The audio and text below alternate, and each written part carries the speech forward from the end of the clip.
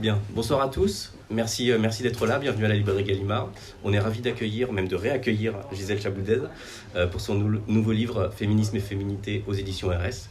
Je salue aussi la présence d'Alain Vanier, directeur de la collection Figures de la psychanalyse, et également Pierre-Noël Pickman et Louis Raffineau qui vont présenter le livre et animeront le débat avec Gisèle. Voilà, je me tais, bonne soirée et merci à tous encore. Et évidemment, Gisèle fera des dédicaces à la fin de la soirée.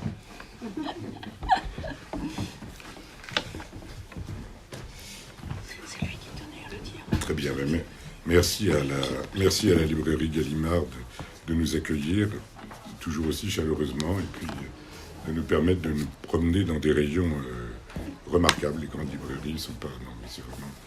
Il faut le signaler. Alors, Gisèle Chaboudez, on ne la présente pas, mais disons que voilà, on peut dire que depuis des années, tu creuses un sillon, tu as attrapé un objet que tu n'as pas lâché avec une ténacité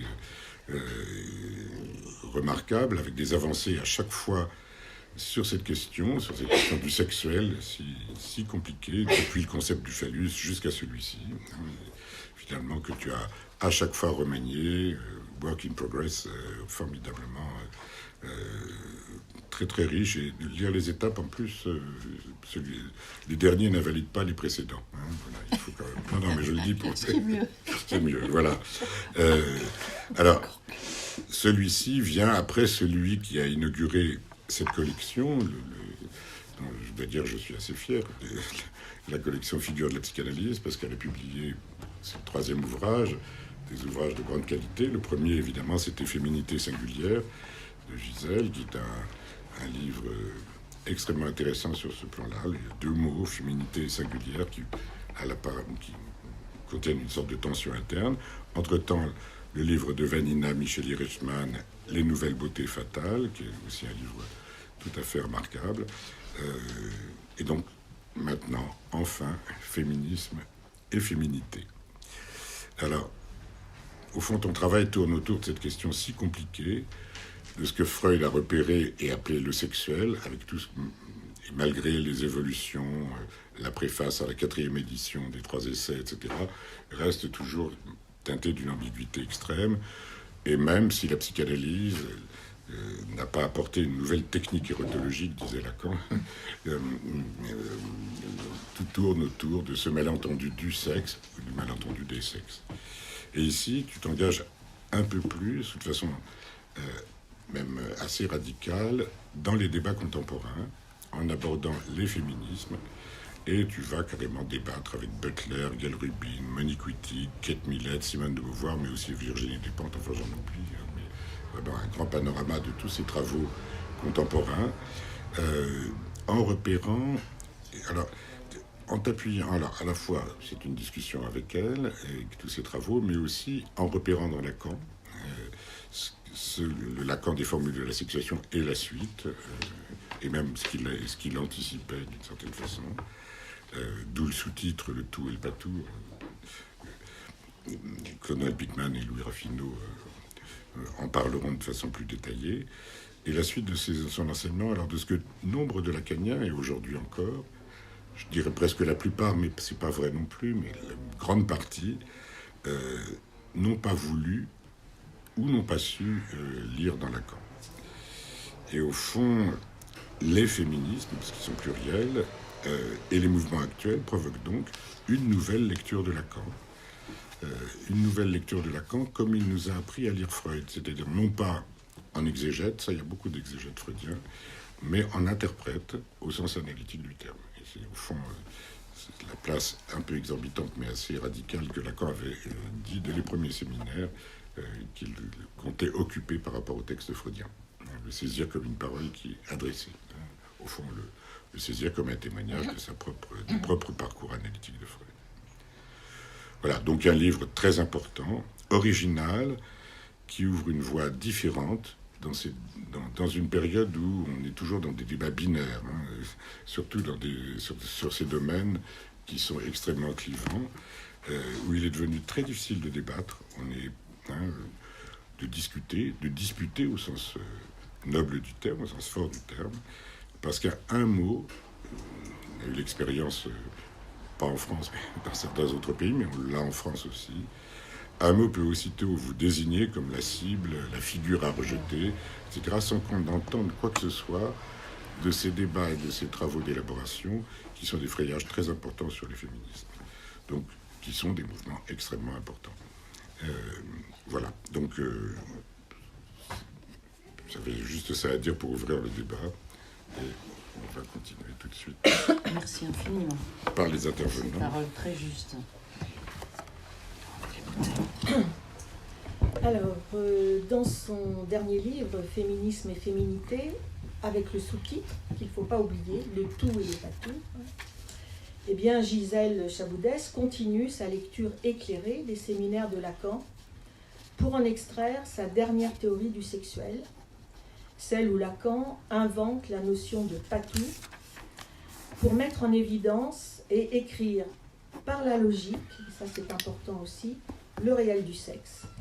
Là où la logique oedipienne, découverte par Freud, ne pense qu'à partir de l'un et, au fond, est faite pour ne rien en savoir. C'est que, disait Lacan, le réel, non seulement il faut le dire, mais il faut aussi l'écrire, d'où la logique, le recours à la logique. Cette élaboration par Lacan d'une nouvelle logique, comme le signale Gisèle dans la première partie, qui est intitulée « Vers une nouvelle logique en psychanalyse », c'est le titre absolument juste en effet, à la fois, donc cette élaboration par Lacan, à la fois s'origine dans la découverte freudienne, et même je dirais dans le tout premier Freud, et en même temps s'appuie sur les points d'achoppement de la théorie freudienne, que Freud lui-même avait signalé dès les années 30, pour frayer la voie vers l'écriture donc du réel du sexe. C'est là, me semble-t-il, le fil que Gisèle suit depuis un certain nombre d'années, Alain vient de le souligner, pour penser, mais en psychanalyste, le sexuel, à l'aune des nouvelles formes de sexualité et d'interrogation sur le sexe qui apparaissent dans nos sociétés et font débat. Dans ce livre, donc, c'est à l'aune des discours féministes, dans la diversité et la généralité de leurs théories. Alain a énuméré, je n'ai pas le temps d'y revenir, sur chaque discours féministe, mais tu as énuméré tous les noms des grandes féministes qui figurent dans ce livre.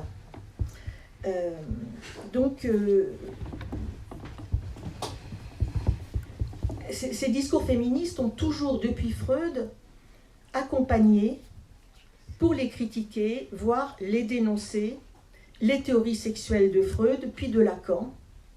Et Gisèle montre la pertinence et le neuf apporté par la logique du patou aux théories sexuelles qui se déploient, je dirais tous azimuts, dans la doxa. Cela en fait un livre original. J'ai aussi le même sentiment que toi, Alain.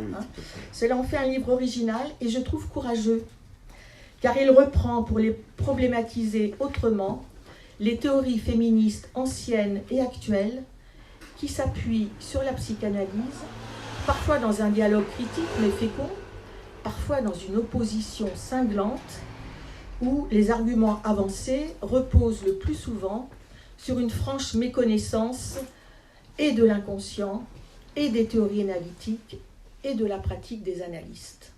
Il faut quand même le souligner. Disons que les relations que les discours féministes entretiennent avec la psychanalyse sont le plus souvent empreints des plus grands malentendus.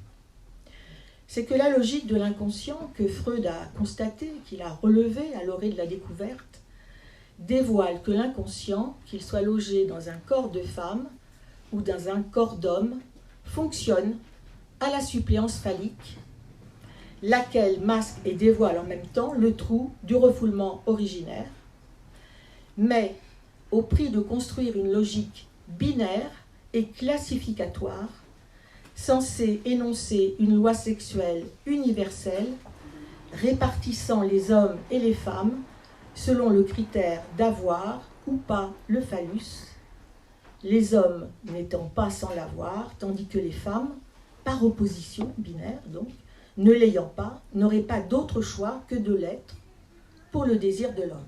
C'est quand même un thème qui parcourt tout le livre.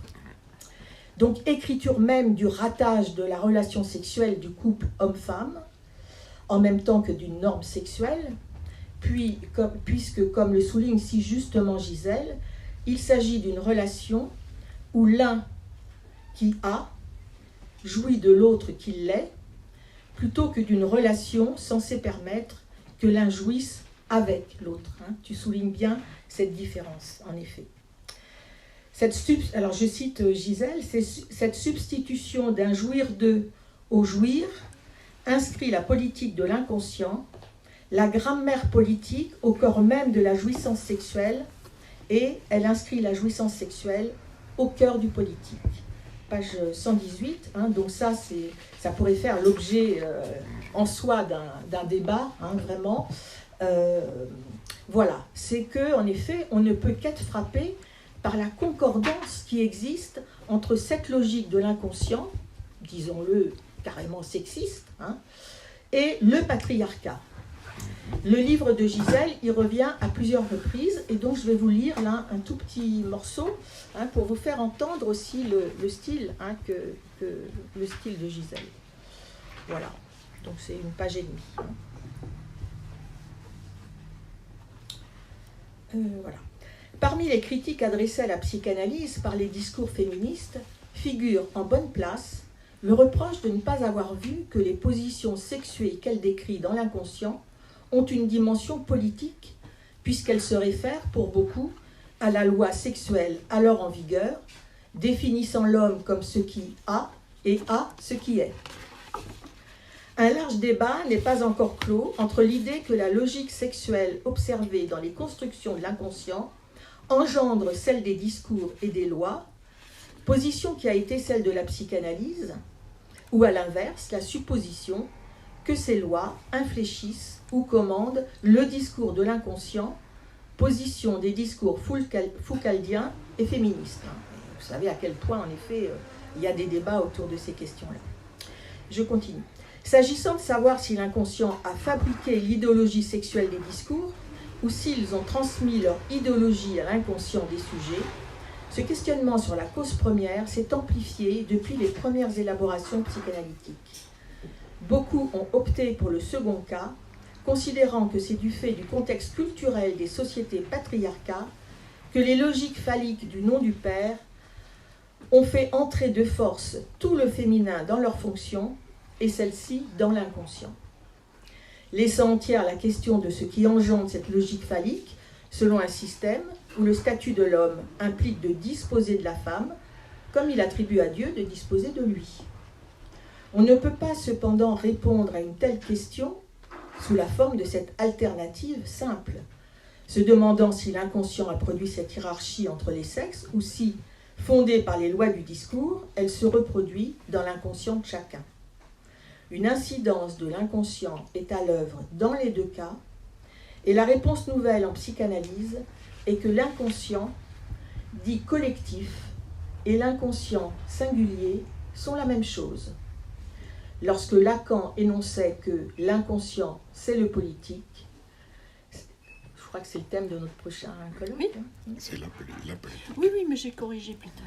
Lorsque Lacan énonçait que l'inconscient, c'est le politique, cette formulation condensait à l'extrême la supposition que son écriture continue, qui chiffre en une réalité sexuelle concernant les sujets, est la même qui, au sein des communautés de discours, construit les lois sexuelles.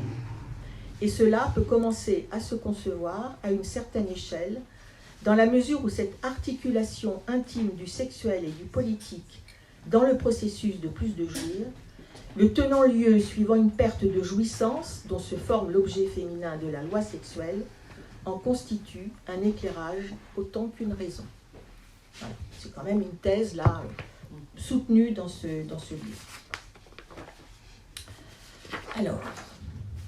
Alors évidemment, avec une telle logique de l'inconscient, on peut comprendre que les féminismes successifs n'ont pas manqué de dénoncer cette politique de l'inconscient qui unilatéralise la castration du côté des femmes et font entendre qu'en être réduite au statut d'objet pour le désir masculin, eh bien, les femmes ne seraient pas sujets à part entière. Évidemment, là, on pense à Simone de Beauvoir, et à toute sa démonstration, cette plainte qu'elle a, que, en effet, la femme ne serait pas un sujet à part entière. C'est pourquoi il est tellement important de rappeler, pour le faire savoir, que le savoir de la psychanalyse ne s'est pas arrêté à cette logique, qui est la logique toute phallique de l'Oedipe, même s'il a d'abord fallu la déchiffrer, cette logique, c'est Freud qui l'a fait, et que Lacan, dès les années 60, en a montré la limite en promouvant une autre logique, celle du patou, précisément, qui alors Gisèle, là c'est une question, tu dis s'oppose, voilà, s'oppose à la logique toute phallique. Alors voilà, c'est une question parce que je ne sais pas si elle s'oppose, car l'opposition est toujours binaire. Plutôt, me semble-t-il, elle objecte au tout phallique en montrant logiquement la limite, et là où le tout phallique trouve sa limite, justement, s'ouvre un autre champ, celui d'une jouissance hétérogène à la jouissance phallique, que Lacan a désigné comme jouissance supplémentaire, et non pas complémentaire, et féminine, même si elle ne concerne pas que les femmes, de ce qu'elle ne relève pas du signifiant phallique, et parce qu'elle outrepasse, eh bien, je dirais qu'elle relève de l'hétéros. Elle s'appuie sur le vide de l'hétéros. Alors, le livre de Gisèle fait une lecture souvent détaillée des thèses de Lacan, sorte de mythe lacanien, parfois surprenant, qui ont émaillé son élaboration des formules de la sexuation et de la notion de patou, en rapport avec leur portée féministe. Alors j'ai relevé l'invention du langage par les femmes pour suppléer au rapport sexuel, la nécessité logique de la grammaire sexiste de l'inconscient pour masquer qu'il est plutôt question du manque fait à la jouissance, du fait de la détumescence de l'organe sexuel mâle, dont tu fais en conséquence l'origine biologique de la castration. Voilà. Autrement dit, tu rebalances la castration, si j'ose dire, du côté des hommes, ce qui paraît d'ailleurs assez... C'est une citation. Oui, c'est mais d'accord, oui, tout à fait. Mais si tu l'as reprise, c'est oui. qu'elle te, mais c'est bien qu'elle sûr, te parle. Bien sûr, voilà, mais je veux dire, je ne puis pas oui. en assumer la paternité. Non, j'ai dit que c'était les mythes de Lacan que tu relèves. Il y en a un autre, je l'ai pas, j'ai oublié de le prendre. Je sais qu'il y en a 3, mais je ne sais plus quel est le 3e. Tu nous le diras peut-être. Alors, il y a cette idée que je trouve vraiment intéressante, que la logique du patou serait le discours féministe de la psychanalyse. Est-ce qu'on devrait l'inscrire dans le large éventail des discours féministes? Mais alors, à contrepente de tous les autres discours dont tu nous dis, thèse à l'appui, qu'ils relèvent tous de la logique toute phallique, car ils n'échappent pas au binarisme, ils y retombent nécessairement, tantôt sur le mode universel de la revendication égalitaire, tantôt sur le mode essentialiste qui tend à constituer un tout des femmes pas phalliques. Freud, déjà en 1918, rappelait que si la femme est autre, avec un grand A, que l'homme, et qu'à ce titre, elle peut lui sembler étrangère et ennemie, eh bien, il ne fallait pas oublier qu'elle n'était jamais toute autre. Pour Freud, d'ailleurs, les filles sont d'emblée des sujets à part entière, au même titre que les garçons. Elles sont dans le phallique comme les garçons, sans que cela les transforme en garçons. Car pour Freud, le phallique n'a pas de sexe. D'emblée, il le dit. Ensuite, il l'oublie. Il pense que le phallique est masculin, et donc il dit que la petite fille est comme un petit garçon. C'est ça. Voilà. Il Mais oublie. c'est avant, au fond, c'est parce qu'il construit l'Oedipe à partir en se référant à l'Oedipe des garçons. Et quand il va élaborer la sexualité féminine, il revient là-dessus. Il ne dit plus du tout la même chose. Et donc, il retrouve en effet que le phallique n'a pas de sexe. Il le retrouve au cours de son élaboration de la sexualité féminine à la fin des années 20. Alors en 1932, il réaffirme la phase phallique de la fille, et donc il en conclut que la libido n'a pas de sexe, elle est asexuée, écrit-il. Ce que Lacan reprend en 1972 dans l'Étourdi, le phallique ne les fait pas différents. Alors je me suis posé la question de savoir, au fond, pourquoi tu as préféré écrire que le phallus est bisexuel. Au fond, qu'est-ce que ça apporte ? Voilà, je voudrais que tu nous éclaires là-dessus, parce que c'est vrai que les conséquences ne sont pas les mêmes. J'ai pensé que si tu choisissais ce terme plutôt que de dire qu'il était asexué, c'est sans doute que ça avait des implications pour toi, ce que j'aimerais connaître. Alors, donc je vais peut-être, j'ai passé la phase phallique de la fille. J'ai une dernière...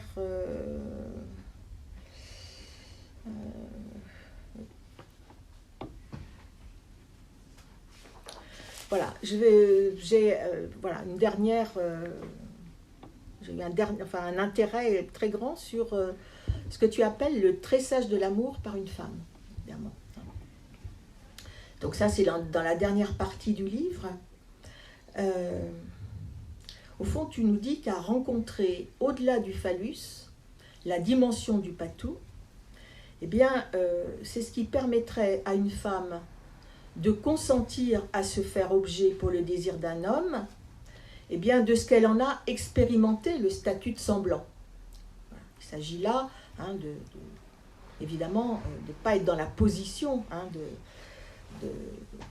d'être dans cette position de savoir que le père comme le phallus sont des semblants. Alors tu dis, et c'est là qu'est son œuvre, en somme, dans l'amour, là que dès lors qu'elle ne veut pas toute ce phallus, une femme peut laisser place en supplément à autre chose, par quoi elle est à même d'effectuer par ailleurs un certain nouage concernant l'union sexuelle.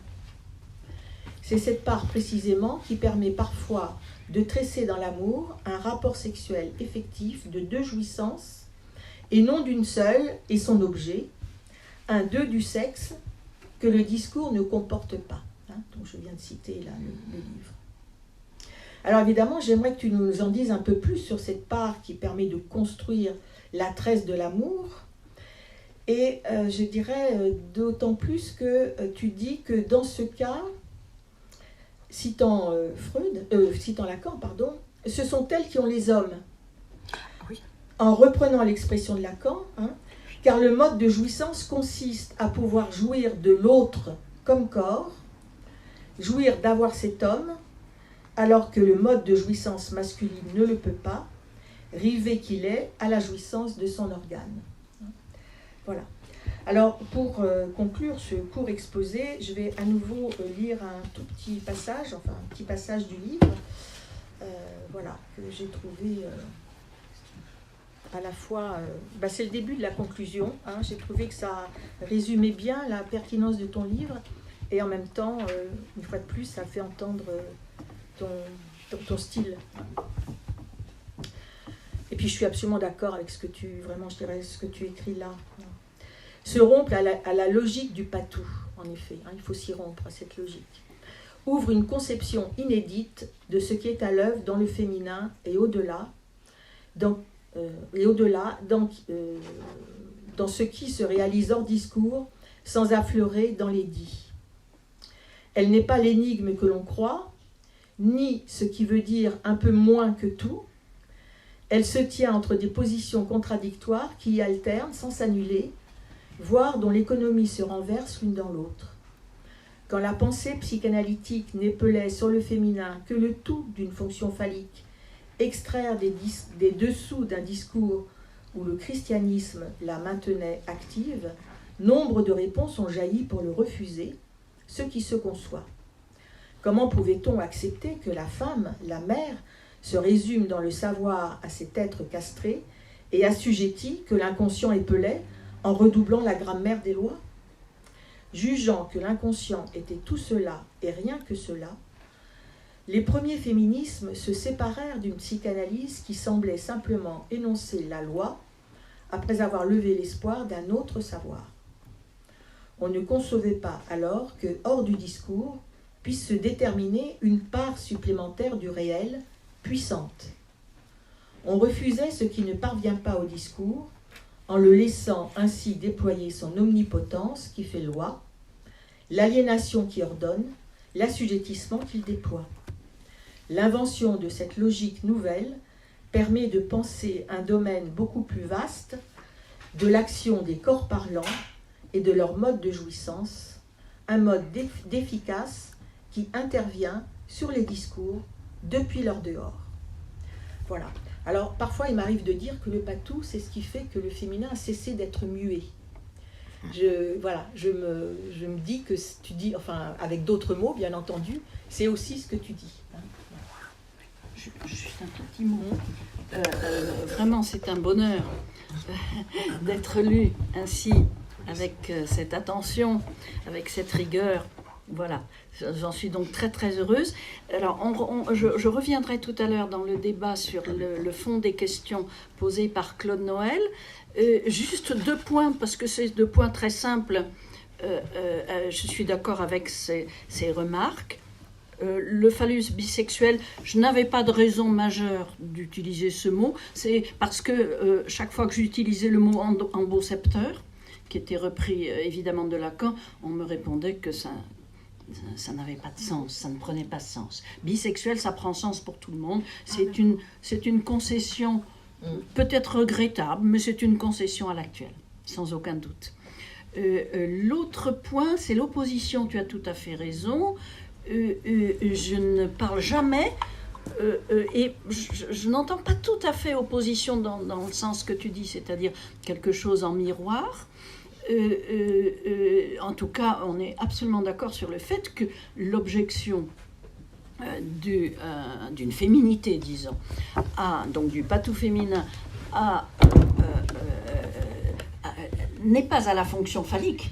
Elle est au fait d'être totalement dans la fonction phallique, c'est pas du tout la même chose, et qu'en ce sens, ça n'est pas une opposition, si on veut, au sens de, ça n'est pas une dénonciation, jamais. Non, ça, je suis d'accord.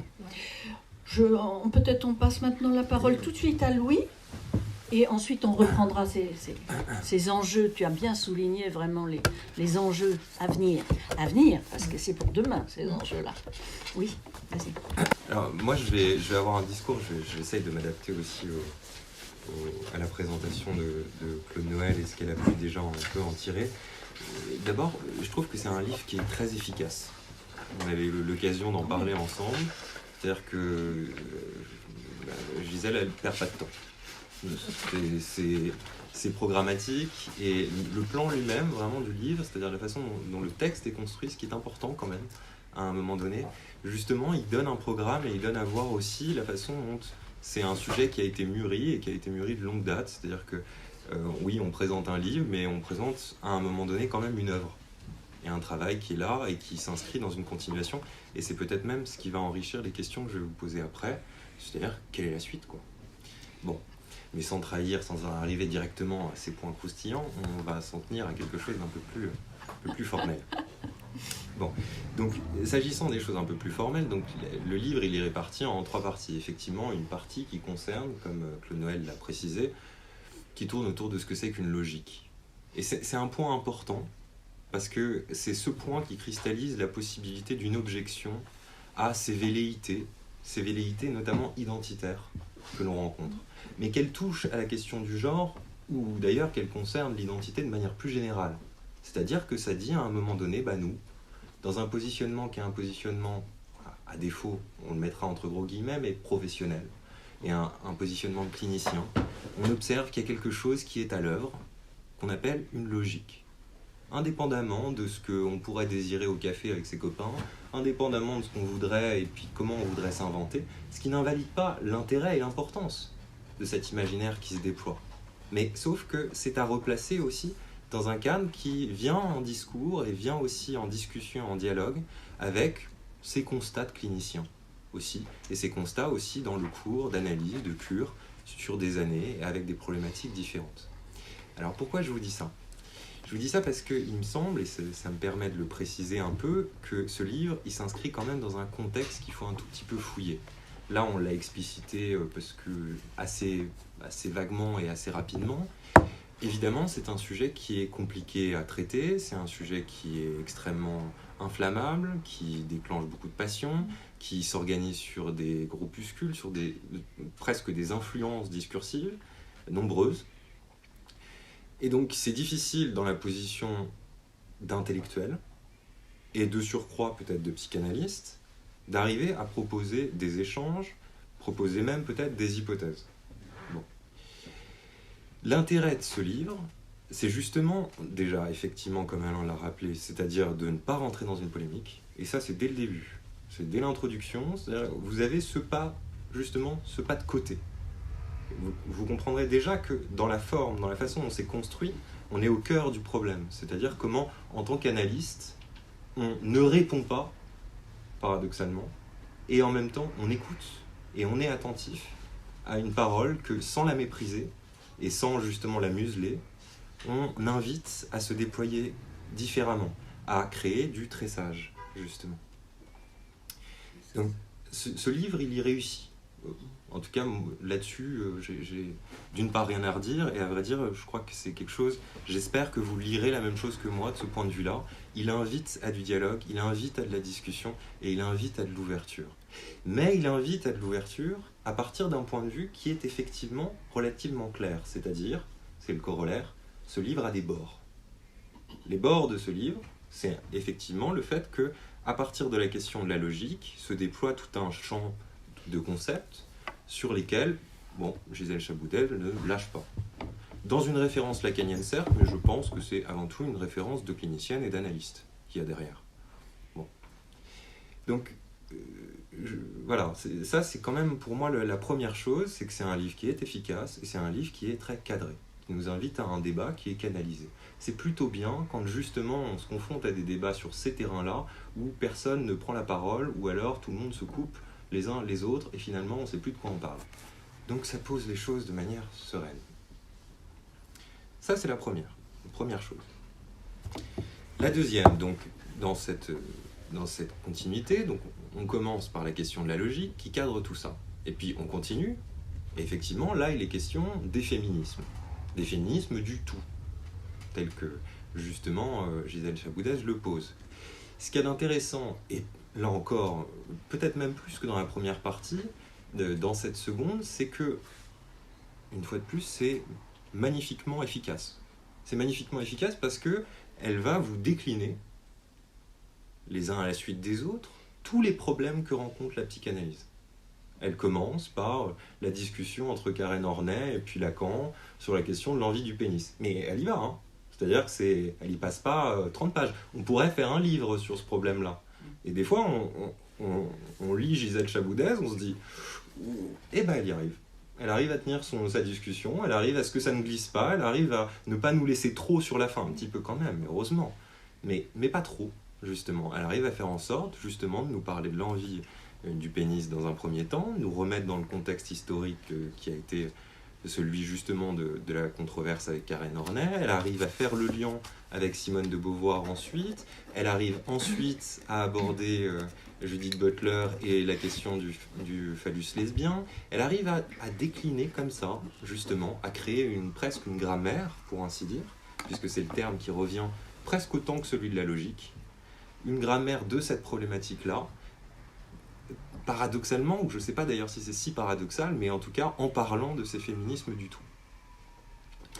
Donc elle y applique sa propre grille de lecture, ou en tout cas, je dirais plutôt sa sensibilité clinique et sa sensibilité d'écrivaine, on va dire ça comme ça. Bon. Ça c'est la deuxième partie qui, donc, encore une fois, est très efficace.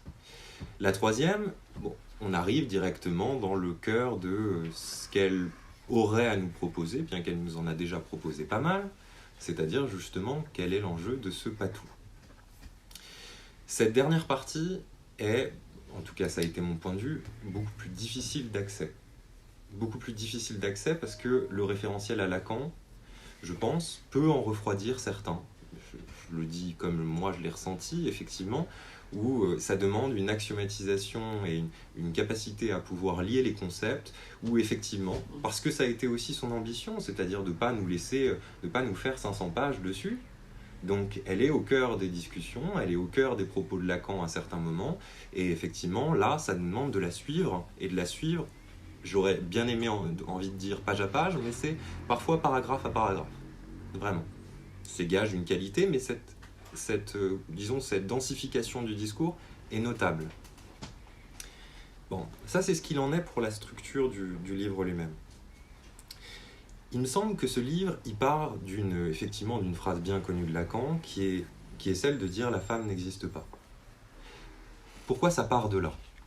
Parce que c'est dans cette phrase-là que se loge toute la conception du tout. Ou plus exactement, c'est là où se loge tout le pas de côté de Lacan par rapport à ce que c'est que cette conception du tout, qui au-delà du concept est en fait une chose très simple. C'est quoi cette chose très simple? Comme nous le dit Foucault dans une conférence que je vous invite vraiment à... D'ailleurs, c'est pas une conférence, c'est une discussion avec Alain Badiou qui s'intitule « Philosophie et psychologie ».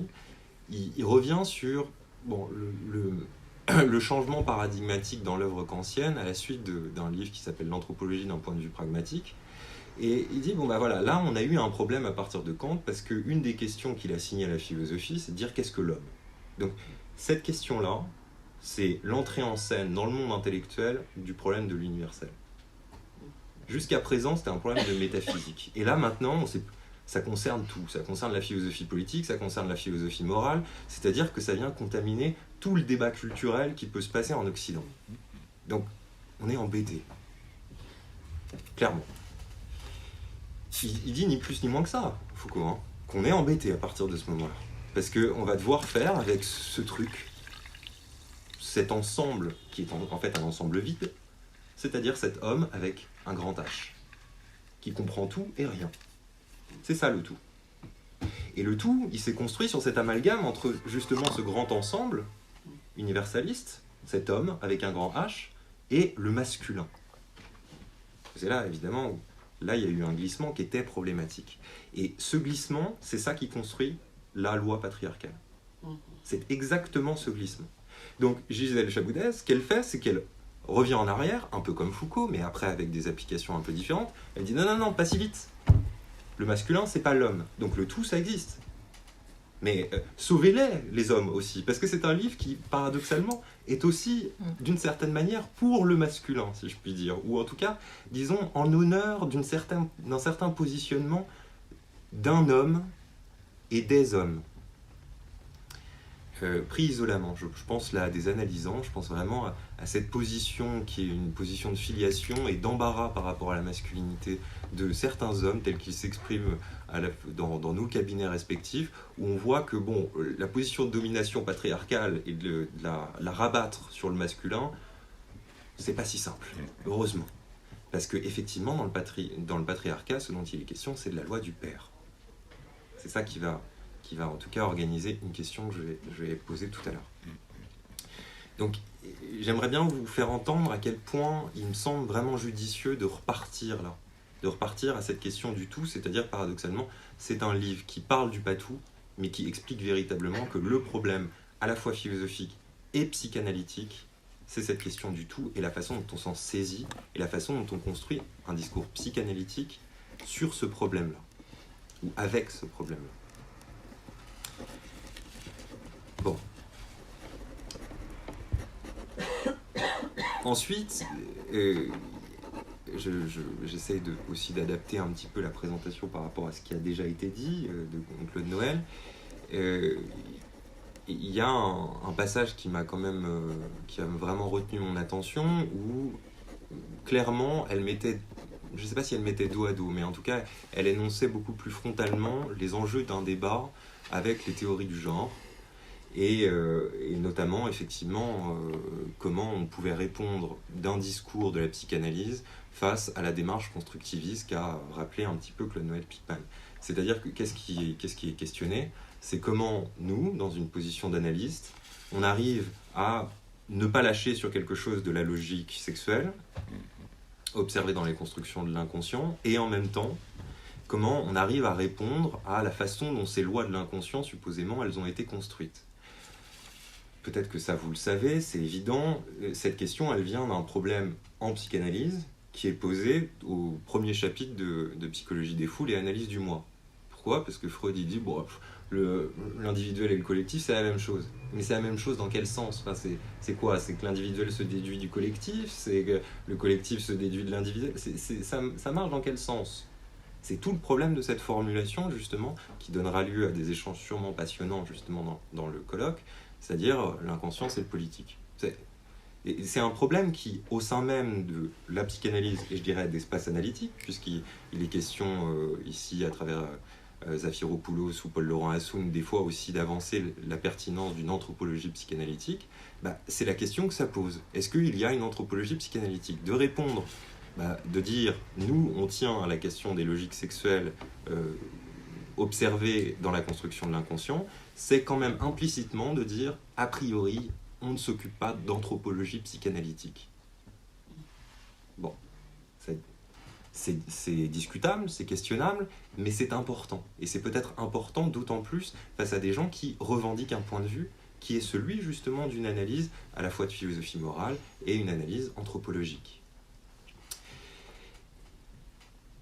J'ajouterais une deuxième chose, qui est une chose qui, pour moi, a de l'importance. Il y a un enjeu dans ces débats, avec notamment les théories du genre, c'est un enjeu qui est un enjeu temporel. Cet enjeu temporel, il finit par être donc un enjeu idéologique. On se confronte à des discours, je dis on se confronte parce que souvent c'est de l'ordre de la confrontation, parfois et heureusement c'est de l'ordre du dialogue, mais à des positionnements qui chercheraient à nous faire comprendre ce que devrait être la logique intellectuelle, consciente ou inconsciente, des gens qui viennent nous voir.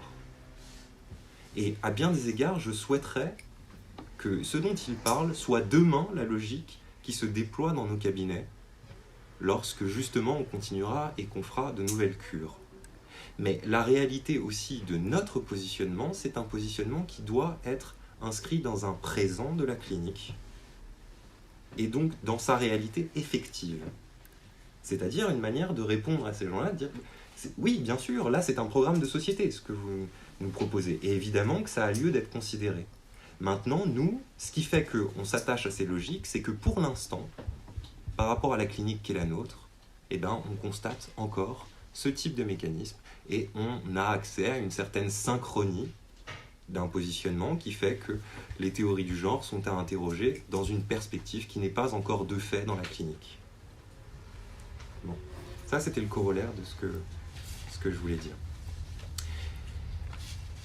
Je vais terminer juste par lire 3 petits passages qui pourront peut-être faire l'objet. Moi, ce que j'avais un petit peu proposé à Gisèle, c'était éventuellement qu'elle puisse soit les commenter, parce qu'il me semblait judicieux par rapport au texte, soit tout simplement, s'il n'y a pas lieu et que c'est suffisamment clair, ce qui me semble être le cas aussi, mais de passer directement aux questions.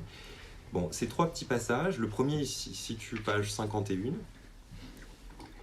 Il concerne le sexe et le genre. Vous allez voir, ça va être un peu une redite ou alors des notes de bas de page par rapport à ce que je viens de vous dire. Donc, je vous cite, « Il n'est pas exact que sexe et genre soient totalement indépendants, ils ne sont que partiellement. Il n'est pas exact que la position sexuée ne soit que politique, elle fait aussi l'objet d'un choix subjectif inconscient. » Vous remarquerez que toute l'importance du positionnement de Gisèle Chaboudez se situe dans le « aussi ». Donc je redis cette dernière phrase, « Il n'est pas exact que la position sexuée ne soit que politique, elle fait aussi l'objet d'un choix subjectif inconscient. » C'est-à-dire qu'à un moment donné, la responsabilité est là et est engagée justement à la fois dans notre positionnement professionnel et aussi par rapport à ces enjeux et ces questions. Donc première petite citation. Deuxième petite citation qui concerne le phallus. Lacan a montré que le concept de phallus se répartit entre les deux sexes, mais non sur le mode logique, puisque l'une des logiques sexuées, qui a été définie comme celle de l'homme en tant qu'universelle, est toute ou seulement phallique, quand l'autre logique, qui est le fait de nombreuses femmes, ne l'est pas toute ou pas seulement. Bon, ça vient reprendre exactement ce que j'essayais de vous dire tout à l'heure concernant le tout, c'est-à-dire que justement, les femmes ont été... C'est à la fois un avantage d'une certaine manière, mais elles ont été aussi préservées de cette logique universaliste. Comme disait Deleuze, il disait que l'homme, c'est l'échelle de toute chose. C'est exactement ça. C'est donc des fois aussi ce qui fait que le masculin, quand on les voit, on voit des petits garçons sur nos divans qui sont bien embarrassés à pas savoir quoi faire avec ce masculin dont on les affuble, dont on les responsabilise. Enfin, bon, donc c'est-à-dire qu'ils sont complètement rejetés de cette position de masculinité. Ou plus exactement, ils sont soit rejetés, soit punis, soit amenés à devoir faire leurs preuves constamment par rapport à un objet dont ils ignorent le contenu. Alors la troisième citation, elle concerne quelque chose que je vais pouvoir continuer sur une de mes questions, concerne le père mythique. Il est apparu clairement que notre société est celle qui ne veut plus du père mythique, dont la croyance est en fort recul, de sorte qu'elle n'est plus véritablement organisée selon l'universel d'un sexe qui a et l'autre qui est, même si cette organisation est loin d'avoir complètement disparu, tandis que le choix de l'être ou de l'avoir se fait de plus en plus un par un, et non pour tous. Bon. Ça, c'est le troisième petit extrait que je voulais vous lire. Et je voulais vous le lire pourquoi ? Parce que c'est là on arrive dans les perspectives de ce livre, ce sur quoi il ouvre. Il me semble qu'il y a, à certains passages, il y a une thèse encore plus ambitieuse dans ce livre. Et notamment sur cette question-là. Parce que, c'est là où viendra la question, j'ai l'impression que Gisèle Chaboudez met dos à dos un mythe qu'elle décrit comme un mythe lacanien, c'est-à-dire qu'elle se réfère à une lecture de Lacan, de Ève, assimilant la position de M et la position du féminin dans une certaine possession, d'un certain savoir du phallus, au mythe du père mort et de la horde primitive. Comme si, en fait, le mythe fondateur du patriarcat était contrebalancé par ce mythe qu'elle nous ramène, en fait, comme ça, mais très, très subtilement. Elle met pas des gros sabots, elle n'arrive pas comme ça, tambour battant. Non, c'est très subtil. Et ce mythe vient, et là, dans tout le livre, et puis il nous ouvre effectivement à une question, c'est-à-dire, justement, dans quelle mesure elle promeut, ou elle lie notre époque à travers l'avènement de ce mythe-là, peut-être au détriment du mythe privilégié par la psychanalyse, d'un patriarcat et du père mort qui en réfère, disons, son organisation ou sa narration. Voilà, ça c'était ce qu'elle pouvait en penser qui m'interrogeait, c'est-à-dire comment elle s'était saisie de cette question du mythe d'Ève et de la lecture de Lacan, et qu'est-ce qu'elle en pensait aussi par rapport à la situation actuelle, plus globalement, au-delà même du sujet spécifique du féminin. Alors, je termine sur une dernière question, du coup, c'est la deuxième et dernière, et qui est un peu problématique, pour tout vous dire, je ne savais pas très bien comment la tourner. Elle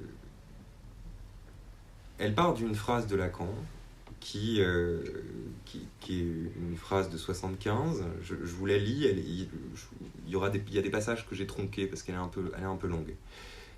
Lacan dit « La femme se définit d'être du pas toutes. C'est en elle-même qu'elles sont pas toutes, à savoir qu'elles ne se prêtent pas à la généralisation. » Là, il y a un problème. Il y a un problème pourquoi ? Parce que ce que vous suggérez, enfin ce que Lacan peut suggérer, c'est que du coup, il n'y a pas de théorie du féminisme. Parce que toute théorie suppose un tant soit peu de la généralisation. C'est un gros problème. On va s'arrêter sur ce gros problème et puis j'espère que vous aurez l'occasion de répondre. Merci, vraiment. C'est un plaisir infini de vous écouter parler de ce travail.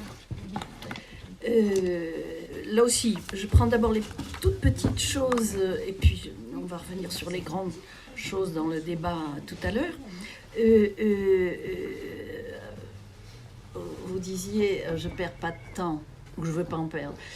C'est vrai, mais c'est aussi que je pense que la psychanalyse en a beaucoup perdu. Vraiment beaucoup. Mieux vaut tard que jamais, mais vraiment elle en a beaucoup perdu, je trouve. Vous vous rendez compte que ce dont on parle, ce que Claude Noël reprenait, ce que on va peut-être enfin commencer à véritablement discuter sur l'usage de cette logique Patou 50 ans. à 50 ans. Vous vous rendez compte? C'est effrayant. C'est effrayant. Bon. La deuxième chose, c'est un point très drôle et très intéressant qui m'intéresse énormément. C'est vrai que j'ai eu envie, en faisant ce livre, d'éclairer le patou avec le tout. Le patou de Lacan, du féminin, avec le tout que m'a paru pouvoir déceler et que beaucoup de gens, après tout, peuvent déceler, même s'ils ne le mettent pas en logique, dans les discours féministes, du moins ceux qui m'ont le plus intéressé. J'ai fait une sélection, bien sûr. Évidemment, il y a des bibliothèques entières de discours féministes, sans parler des études de genre. J'ai sélectionné ceux qui me parlaient véritablement. Bon. Et vous avez retourné ça d'une manière, je trouve, extrêmement intéressante, en disant qu'au fond, ce patou éclairait le tout. Alors ça, c'est extrêmement intéressant. Et je dois dire que ça rejoint le troisième point sur lequel ce que vous dites m'intéresse énormément, qui est que, oui, il y a évidemment en arrière-plan, et pas tellement en arrière-plan d'ailleurs, un discours sur le masculin dans mon livre. Vous avez tout à fait raison. C'est un discours qui, en effet, prend la mesure de ce que le masculin, à la fois, a eu à mettre en œuvre et disons, doit subir dans les évolutions comme celle qui se produit à l'heure actuelle. Évidemment, je pars du féminin, donc je n'avais pas à traiter ou n'avais pas l'intention de traiter cette question sous la forme d'énoncés concernant le masculin à proprement parler, mais je relève absolument le défi et je vous propose que nous ayons un colloque ou une rencontre ou un séminaire ou n'importe quoi de cet ordre sur le masculin d'ici quelques mois ou d'ici une année. Il faut absolument que nous abordions ce sujet maintenant. Sur le masculin et pas tout. Ah ben, à partir cette fois du masculin. Oui, par exemple. À partir cette fois du masculin. Donc oui, c'est très très intéressant. Là, le quatrième point, et puis après je vais vous dire juste quelques mots que j'ai préparés pour ce soir. Le quatrième point sur Ève inventant la langue, vous savez, dans tout ce travail de dressage, pour le coup, que je poursuis depuis 1995, chaque fois, donc sur le texte de Lacan, bien sûr, puisque c'est mon matériau fondamental, chaque fois, je n'ai que quelques phrases pour avancer ce que j'avance, qui certes sont des citations, mais comme vous savez, Lacan ne reprend pas ces citations, ou à peine, ou presque jamais, de telle sorte que c'est pas un désert, et pour cause, c'est même un monde extrêmement habité, mais on a chaque fois à prélever ça, mais d'une façon, c'est une véritable extraction. Et à chaque étape, comme Alain le remarquait, lui qui vraiment a été au cœur de ce travail depuis si longtemps, qu'en effet je m'y tiens, et qu'en effet pour le pousser plus loin à chaque étape, mais chaque étape je n'ai pas plus que quelques phrases pour le pousser plus loin, de Lacan, sur lesquelles je m'appuie en effet, et bon, je ne peux faire que comme ça, chacun a sa méthode de travail, je ne peux travailler que comme ça, après tout, ça me plaît comme ça bien sûr, mais c'est très peu de choses. Comme matériel de base, disons. Hein. Ça exige une véritable interprétation. Donc sur Ève, c'est pareil.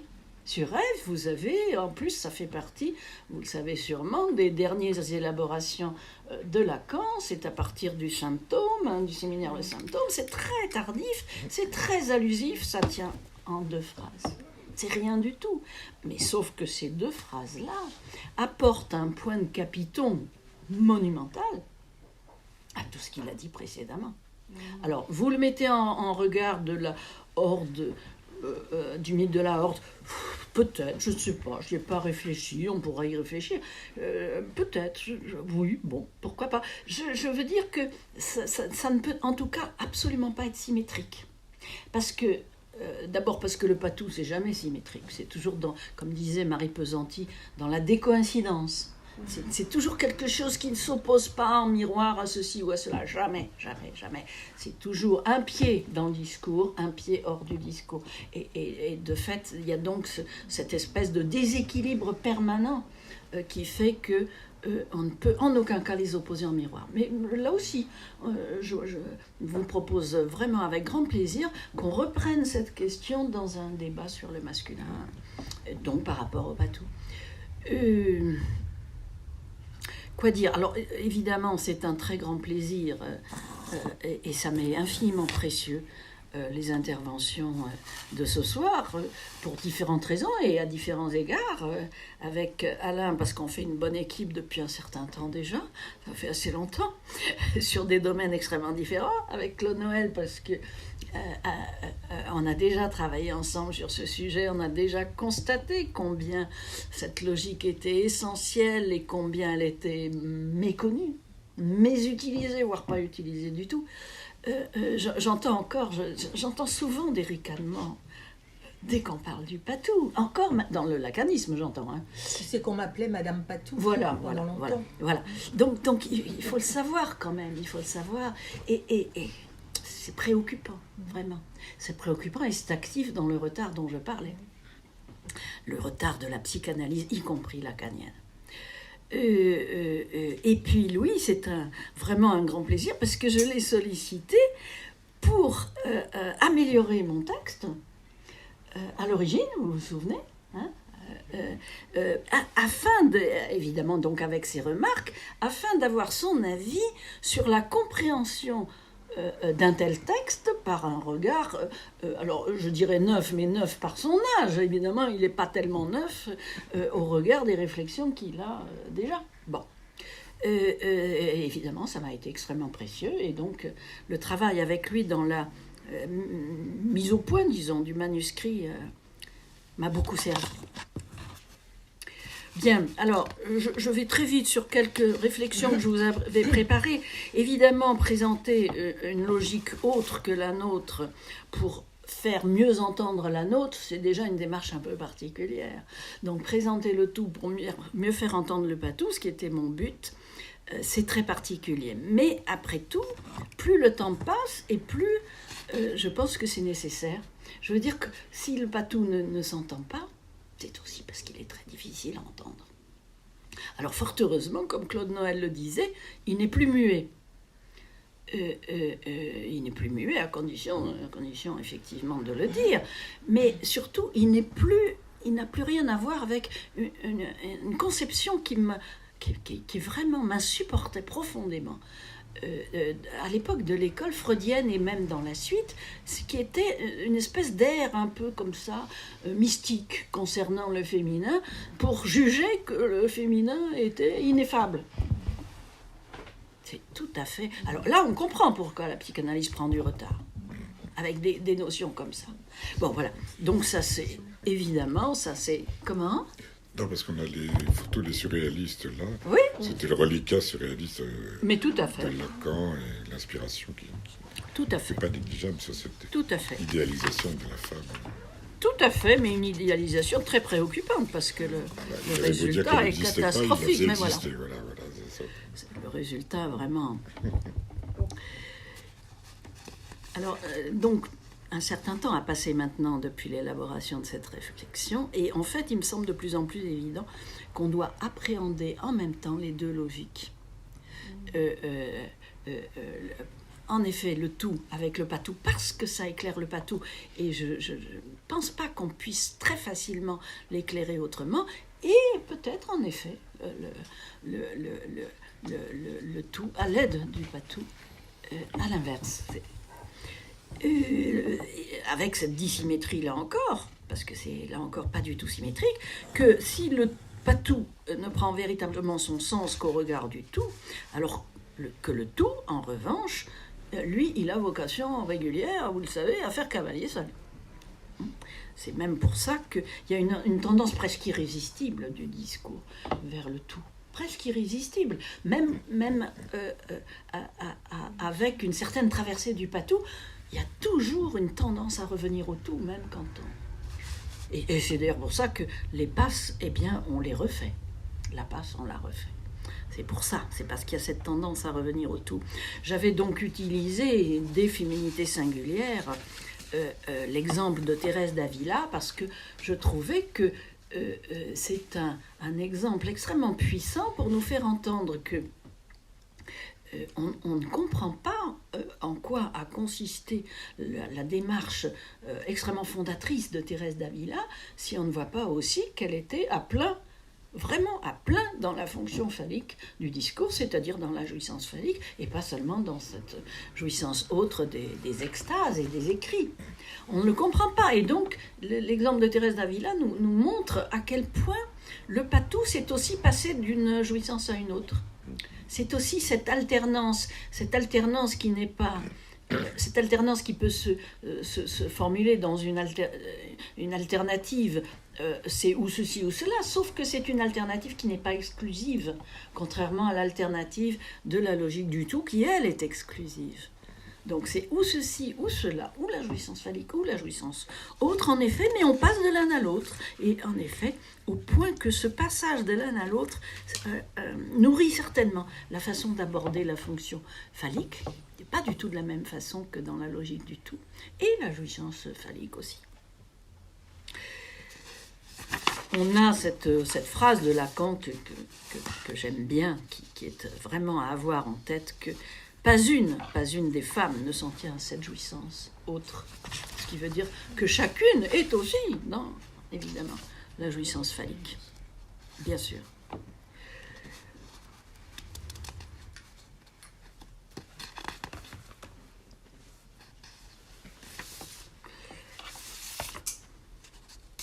Alors, c'est d'autant plus important, me semble-t-il, de s'atteler à une lecture de deux logiques en même temps, cette logique du tout, cette logique du pas tout, que par rapport au discours féministe, que vous le savez aujourd'hui, si pas une femme ne s'en tient à la jouissance autre, par contre, on sait bien combien, beaucoup, de plus en plus peut-être, s'en tiennent à la jouissance phallique aujourd'hui, et les revendiquent comme telle. Et notamment les discours féministes, à ceci près. Et c'est là que c'est pas si facile. Nous avons tendance à lire cette démarche comme une démarche proprement masculine, puisque ça te définit exactement du masculin tel que Lacan l'a défini, à savoir d'être tout phallique, au lieu du féminin qu'il a décrit, de n'être pas tout dans la fonction phallique, donc pas tout phallique. Cependant, j'ai une prudence pour ma part, et un certain appel à la prudence pour nous en général, de ne pas nous précipiter pour juger masculine ces démarches des jeunes femmes actuelles qui choisissent la jouissance toute phallique, ou la logique toute phallique et par la jouissance phallique uniquement, pour des tas de raisons, entre autres. Parce que vous savez que les discours féministes, quand ils revendiquent une certaine logique du tout, à l'heure actuelle, ils la considèrent comme neutre. Ils ont bien compris d'une certaine façon que le phallus est asexué. Donc, ils la traduisent comme neutre. Et d'une certaine façon, ils considèrent que c'est nous qui sommes en retard à considérer que le phallus se prêterait, disons, à une position ou une logique plutôt féminine et une autre plutôt masculine.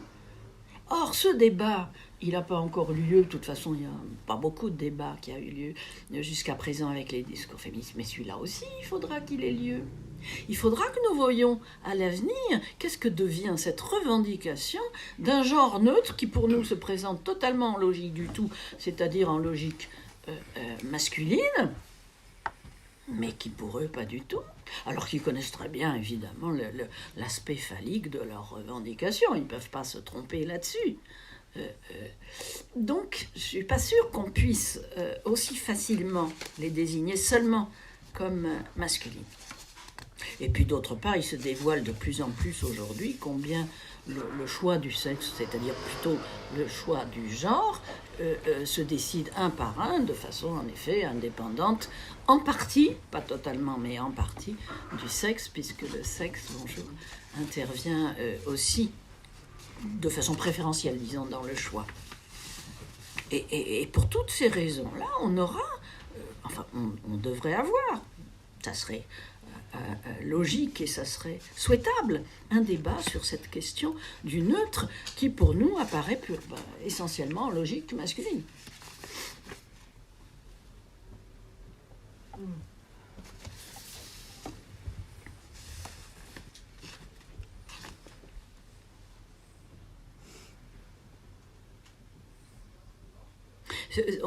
On assiste en quelque sorte à quelque chose qui, certes, est une méconnaissance de la pensée psychanalytique sur la logique du patou, c'est évident, elle est méconnue. De toute façon, comment serait-elle connue des discours féministes alors qu'elle est déjà méconnue des lacaniens?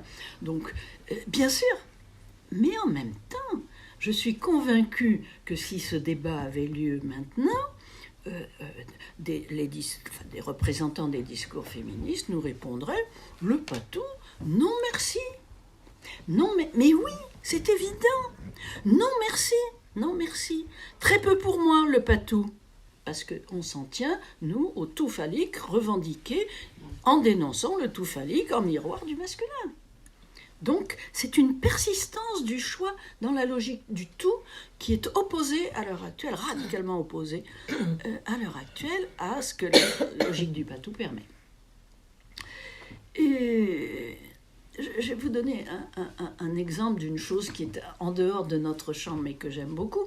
J'ai fait il y a quelque temps une chronique sur un site qui fait des chroniques d'opéra, d'une très belle représentation de l'opéra Orphée et Eurydice de Gluck. Ça m'a donné l'occasion de réfléchir au mythe d'Orphée. Le mythe d'Orphée, c'est ce mythe donc évidemment que tout le monde connaît, qui fait mourir une femme après avoir marché sur un serpent pour fuir le désir d'un berger dans la forêt, et que son époux Orphée, par conséquent, le musicien, a le droit de venir chercher aux enfers à la condition de ne pas la regarder jusqu'à la sortie, jusqu'à la fin, c'est-à-dire jusqu'à la terre, la surface de la terre. Alors, ne pas la regarder, il est passionnant ce mythe. Ne pas la regarder, ça veut dire quoi? Ça veut dire ne pas la désirer par définition. C'est-à-dire qu'elle accepte, qu'elle doive accepter, et sans savoir pourquoi, bien sûr, ça fait partie du mythe, sans savoir pourquoi, ni sans savoir que c'est passager, qu'elle accepte en somme cette femme d'être aimée puisqu'il est venu la chercher, sans être désirée. Sans être désirée. Or, la bascule fondamentale de ce mythe, c'est précisément Gluck. Gluck, pourquoi? Parce que Gluck, on sait que tout l'opéra de Gluck dit justement qu'elle ne l'accepte pas, Eurydice, qu'elle exige d'être regardée, d'être désirée, qu'elle préfère mourir à nouveau plutôt que d'être aimée sans être désirée. C'est très clair dans le texte. Et qu'Orphée cède par conséquent, la fait mourir à nouveau, etc. C'est donc une mise en perspective en ce XVIIIe siècle. Il y avait bien sûr la version viennoise, mais il y a eu la reprise avec Marie-Antoinette de cet opéra. Donc, c'est une mise en perspective extraordinaire du désir des femmes. Du désir des femmes. Alors certes, Gluck, apparemment, on dirait qu'il se repent et il ajoute un happy end où on les rassemble à nouveau, etc. Ça n'arrange rien, bien entendu. La question reste, parce que le mythe grec, vous le connaissez, le mythe grec, lui, qui était à l'origine lié au mystère, eh bien, il disait tout autre chose. La fin du mythe laissait Orphée désormais en proie aux ménades, dont il refusait les avances, et qui le mettait en pièces, les jetait à l'eau, et on disait bien sûr que sa tête continuait de chanter seule. Les Grecs, eux, ne plaisantaient pas avec le désir des femmes, et notamment le désir d'être désiré. Il n'y a qu'à voir Médée. Plaisante pas avec ça. Et donc, dans ce mythe, ce n'est pas du tout parce que Eurydice dans le mythe grec, qu'Eurydice l'exige qu'Orphée finit par se retourner à la fin. Le texte du mythe le dit, c'est parce que, en jouant de la lyre pour qu'elle suive le son derrière lui dans la pénombre, à un moment donné, il ne l'entend plus avancer, il a un doute parce qu'il ne l'entend plus avancer, et il ne résiste pas à se retourner pour vérifier qu'elle le suit bien. C'est tout. C'est pas du désir. Et surtout pas de la regarder. C'est de l'inquiétude. Donc vous voyez que ce n'est pas du tout la même mise en œuvre, c'est-à-dire la même mise en mythe du désir des femmes à deux époques, évidemment dans des contextes infiniment différents. C'est logique du tout, donc, tout excessive soit-elle, eh bien, il faut avoir en tête, et je l'ai en tête, ça fait partie de ce livre, ça fait partie du parcours que je fais, d'avoir en tête que elles sont certainement excessives, mais qu'enfin, ce sont elles qui, après tout, ont à juste titre secoué un peu les psychanalystes, quand les psychanalystes se contentaient d'épeler la grammaire phallique pour définir le féminin en défaut au regard d'un masculin en excès. D'une manière donc parallèle à ce que dictait la loi sexuelle, et sans voir la dimension éminemment politique que ça comportait, en effet. Donc, voilà. Je pense qu'il faut avoir vraiment ces questions, pour le coup, de pas tout en tête. Certes, le débat va se poursuivre, et il va se poursuivre à espace analytique avec les prochaines journées notamment, parce que la grammaire phallique est présente dans l'inconscient, c'est même en ça qu'on est fondé à avoir pris comme sujet ce thème de l'inconscience et la politique, qui est un thème, curieusement, qui n'a pas non plus été repris par les lacaniens, ou très peu. On a repris quelques thèmes sur les passages, les passerelles, avec Marx, avec ceci, cela, mais pas pour l'enjeu que ça représente pour la psychanalyse. C'est un enjeu fondamental. Lacan a traité là aussi, il n'y a que quelques phrases. L'inconscience et la politique. Il n'y en a pas 36. C'est quelques phrases. Et pourtant, sans le dire, depuis très très longtemps, il a formé tous les outils pour qu'on puisse non seulement entendre cette phrase, l'inconscience et la politique, mais lui donner ses conséquences pour la théorie psychanalytique en son ensemble et pour les enjeux de la psychanalyse en leur ensemble. Voilà les petites choses que j'avais préparées. Est-ce que j'ai le temps de répondre plus précisément aux questions de Claude Noël et de tant qu'on ne nous met pas dehors, on va poursuivre un petit peu. La dernière question, j'avais noté la dernière question de Louis, mais je ne m'en souviens plus. C'est sur la question de la possibilité d'existence d'une théorie du genre à partir de la réfutation de la généralisation. C'était à partir d'une citation. Oui. Sur la possibilité de l'existence d'une théorie du genre, d'une théorie du genre en général, et une théorie du féminin. De par, bien entendu, de par la non-validité d'un tout,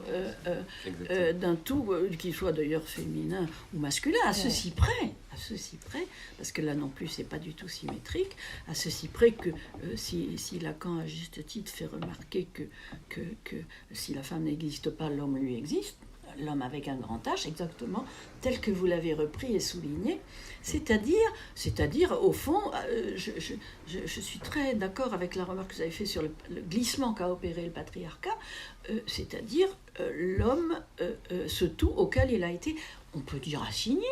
On peut là reprendre le terme par lequel les études de genre précisément gèrent le choix subjectif du sexe, en méconnaissant justement la part subjective inéliminable du sexe, donc du genre.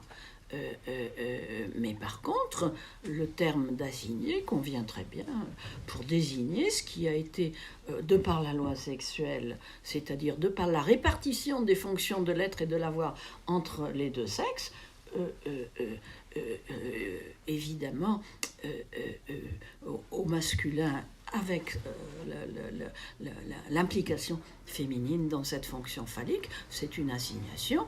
Et donc, si cet universel n'est plus reconnu comme valide, ce qui est le cas, évidemment, non seulement de nos jours, dans la pensée, les pensées, les discours du siècle, mais aussi, évidemment, avec la construction lacanienne de plus en plus, si donc un universel ne peut pas tenir, à commencer par le féminin, il ne tient pas tellement plus par rapport au masculin, puisque de toute façon, c'est aussi une assignation. Et qu'on ne peut, en psychanalyse, en aucun cas renouveler une assignation.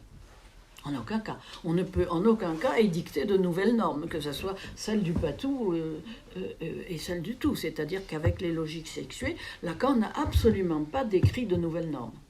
Absolument pas. Il a juste décrit comment ça pouvait se répartir et comment le choix pouvait s'opérer. Donc, est-ce que j'ai répondu à votre question ? Oui, vous avez répondu, mais en fait, le problème que ça me pose, c'est je vous posais cette question-là et j'ai exprimé mon embarras à la poser aussi parce que ça biaise le dialogue possible.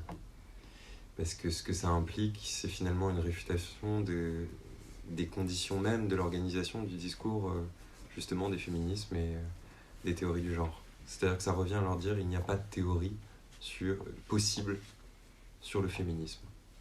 Donc à partir de là, c'est compliqué de construire un dialogue aussi ouverte soit votre pensée, et aussi ouverte soit la problématique spécifique et les hypothèses de votre livre.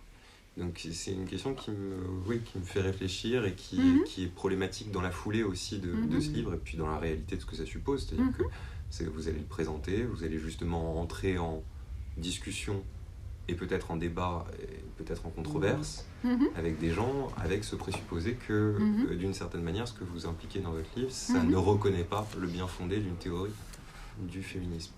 Ce qui est questionnant. Alors, juste quand même une nuance. Ce que vous dites sous-entendrait qu'il n'y aurait de théorie du féminisme que du tout. Moi, je me suis intéressée au discours du tout, pour les raisons que j'ai dites, dans le féminisme, en disant que c'était l'essentiel de ce qu'on avait eu, de ce qu'on avait vu.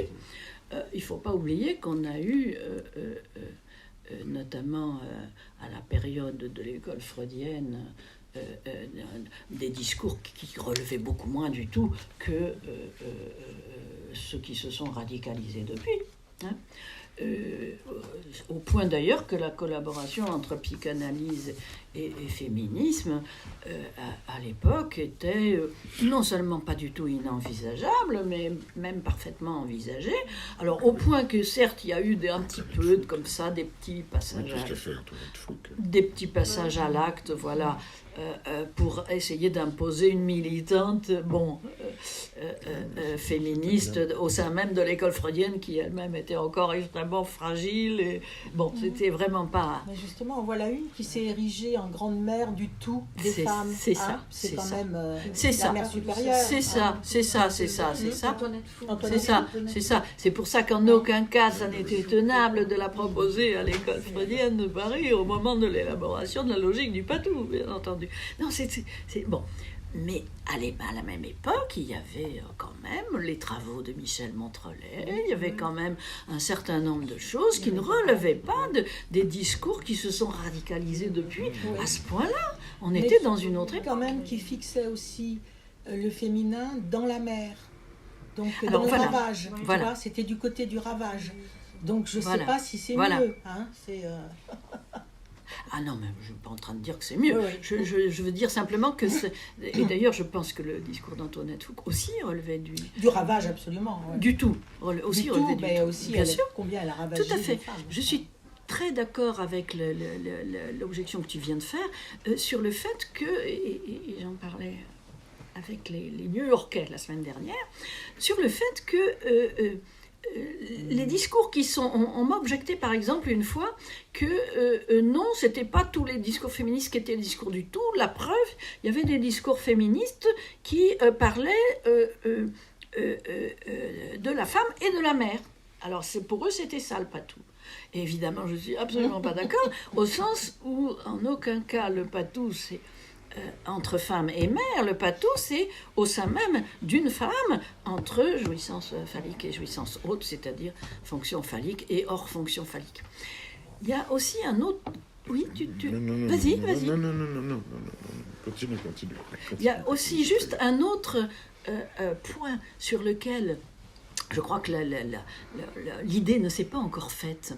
C'est que le patou, on ne peut le concevoir qu'en réalisant que s'il fonctionne, c'est hors discours. Il ne fonctionne pas dans le discours. Il n'est pas... Et d'ailleurs, quand je parlais du tressage de l'amour, voilà, je voulais répondre à la remarque aussi de Claude Noël, quand je parlais du tressage de l'amour qu'une femme peut opérer, je soulignais combien c'est parce qu'elle n'appartient pas, elle ne se réfère pas uniquement à la fonction phallique qu'elle peut l'effectuer, mais j'ai souligné aussi que c'est aussi parce que ce tressage s'effectue hors discours. C'est très concret, c'est extrêmement concret, c'est que ça passe par des actes. Ça passe par des actes, ça passe pas par des dits. Quand tu reprenais la phrase que je citais de Lacan, il faudrait quand même bien s'apercevoir que ce sont quand même les femmes qui ont les hommes. Évidemment, il parle du hors-discours, puisqu'il sait très bien, comme tout le monde, que dans le discours, c'est les hommes qui ont les femmes. Et donc, si on ne prend pas là aussi, ces deux dimensions du discours et du hors-discours, de ce qui se passe au singulier, par exemple dans un couple, comme hors-discours, qui peut justifier à ce moment-là ce que Lacan considérait, à savoir que dès le moment où une femme peut jouir du corps de l'autre, de par la position de sa jouissance à elle, ça consiste à l'avoir. C'est ça, avoir quelqu'un.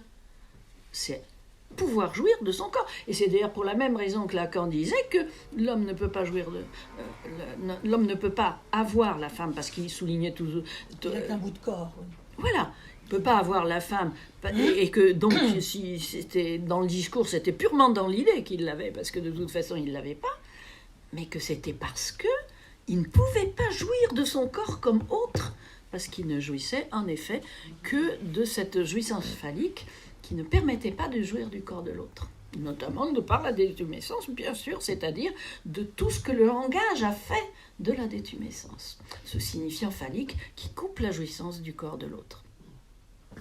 Vas-y. Non, ce que tu dis est très très juste et extrêmement intéressant.